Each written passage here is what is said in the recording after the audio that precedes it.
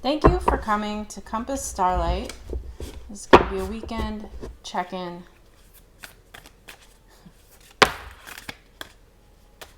Water your garden. Nourishment, body care, tenderness, rest.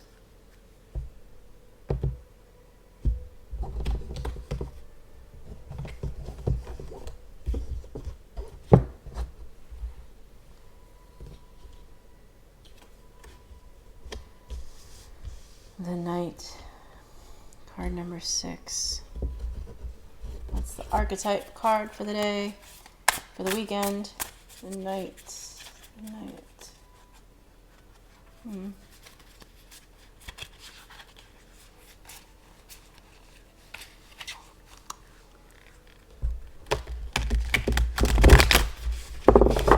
And this is the Moon and Stars Tarot.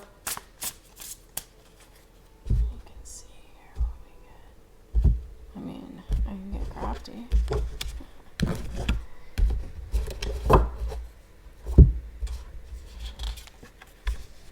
The Page of Cups. The Knight, water your garden, and the Page of Cups. All right. The Knight, card number 6, is a card about nobility.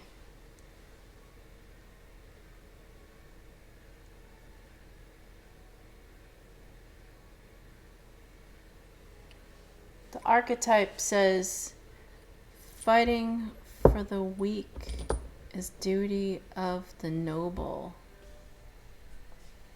It's about being assertive. It's about protection.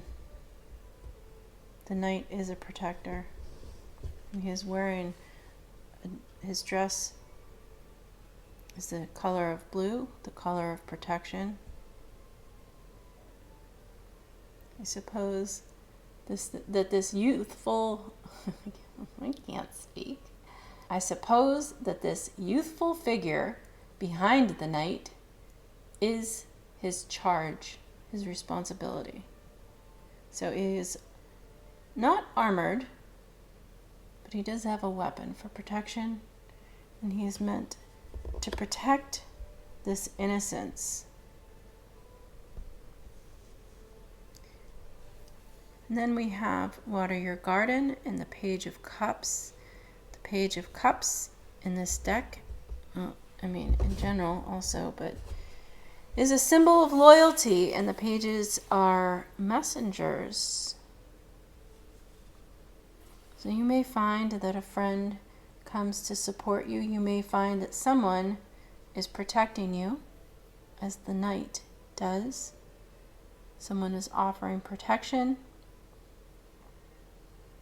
showing loyalty, or those may be characteristics that you will be embodying over the weekend. As for this card, Water Your Garden, from the Starseed Oracle, that says nourishment, body care, tenderness, rest. Earth is a seasonal planet, and as such, you're a seasonal being. Cyclic. You can't be on and in full bloom month after month, day after day after day. You're strongly being called to put on the brakes, rest and refuel, to take a moment to restock and replenish and slow right on down. Your body is the only body you're given, and it needs to be respected as such. You're being called to take responsibility for your well-being, to put your health and body first. I know it can feel like time is running out, as if there are urgent things that simply can't wait. However, if you keep pushing on, soon fatigue will set in. This way of living isn't sustainable. If everyone continues to race through life, eventually they will reach exhaustion, and it will take longer to recover than it would have done to rest. Immune system disorders and mystery illnesses are becoming more common because we're putting too much pressure on our bodies to keep up with the instantaneous pace of modern life. How are you being called to put on the brakes, to rest, restore, and rejuvenate? When was the last time you took a holiday or had a full weekend, day, or afternoon off? Look after your precious body and mind. Give yourself enough time to recover when you find yourself running on your reserves. There is enough time. Life will bend toward you when you do. The Starseed Soul Inquiry asks, what is your body yearning for? Well, I'm definitely feeling the pressures of time. There's enough time. There are things that need to get done. But equally so, I do respect the notion that we need time for our bodies to rest. And how about dreaming? How about time for your body to relax and rest enough to let go of the circus in your mind so that you can focus on your dreams? I don't specifically mean your waking dreams. I mean the time that you can give yourself after sleep when you wake up to focus on thoughts that were created by your brain, thoughts that were created by your mind in your sleep. We all dream. Many of us don't remember our dreams. But sometimes when you're in a rush and you live by the alarm clock, you are thwarted from your dream state, from your sleep state, into the waking hours of your day. And that jolt can just flush those thoughts or memories of your dreams right on away. Can you give yourself some time, like a period between the moment you wake and the moment you get out of bed, to just consider your body, to consider where you are right now, today, to consider where your thoughts are? Where is your state of mind? Did you dream? You probably did. Do you remember those dreams? Is there anything that you can recall from all of the activity from your body and your brain from that period of sleep from which you just woke? With the Page of Cups, you're being asked to be open to new messages, to be open to new creative experiences. But the Page of Cups also represents youthfulness and immaturity, that desire to impress, to sort of sway someone else to their side. How can I put that? It's almost like an energy of convincing. So the Knight is youthful, but he also is responsible, and he is protecting, he's noble, and he is protecting this youth, this child who is immature. And there is an air of immaturity in this Page of Cups card. You may be getting some kind of offer. It might be an invitation to share something with someone else, or to go somewhere with someone else. And that's all good and well. It could be a very fun experience, but also consider what that person presenting the invitation is expecting. What are the expectations? What do they expect to get out of the experience?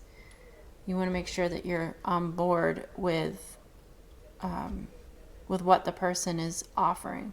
It could be a sweet and romantic attempt to win your heart, which is nice. It also can represent happiness, but it does represent innocence and sort of a youthful heart.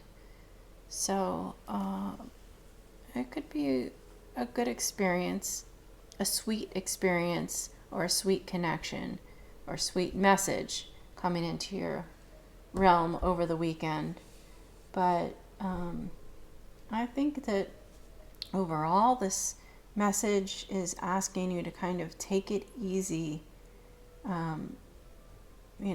not to engage physically in anything that's going to like push you over the top and something from which you'd have to recover physically, because it is asking you to consider your rest, the kind of rest that you need,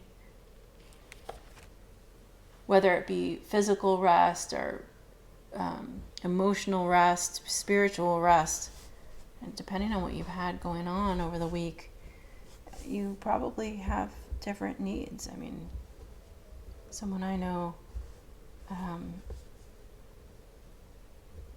was helping someone deal with death.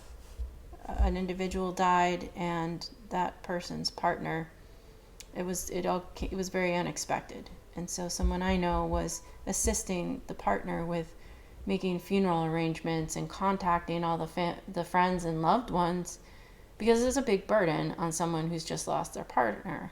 And maybe that individual didn't really want to communicate with all the friends of the deceased because they're going through their own grieving process of losing their best friend.